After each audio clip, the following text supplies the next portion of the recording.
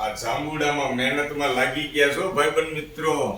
બપોરે જમવા આવ્યો છું પણ આ મહેનત દેખાય છે અત્યારે.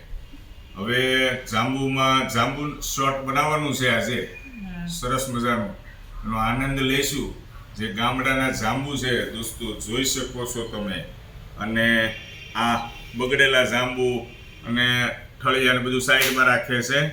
અને આ સારા સારા ઠળિયા ભેગા કરે છે તો કંઈક ઉપયોગમાં લેવાના લાગે છે.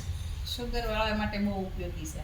શુગરવાળા માટે બહુ ઉપયોગી છે એવું કહે છે. કેવી રીતે આનું શું કરશો? અને સુકીનાનો પાવડર બનાવવાનો છે. આ જાંબુના ઠળિયા જે છે એમને સૂકવી નાખશે અને પાવડર બનાવશે. શુગરવાળા માટે ઉપયોગી થશે. જો દોસ્તો, મહેનત ચાલુ છે. હજી તો ઘણા બધા જાંબુન છે આપણી પાસે. આ રીતના થાય છે અને આનું જાંબુન શોર્ટ બનાવવાનું છે. પણ હવે થોડીક વાર આ મૂકી દો અને મારા માટે ગરમા ગરમ રોટલી બનાવો. બનશે કે નહીં બને? બનશે. Okay, thank you.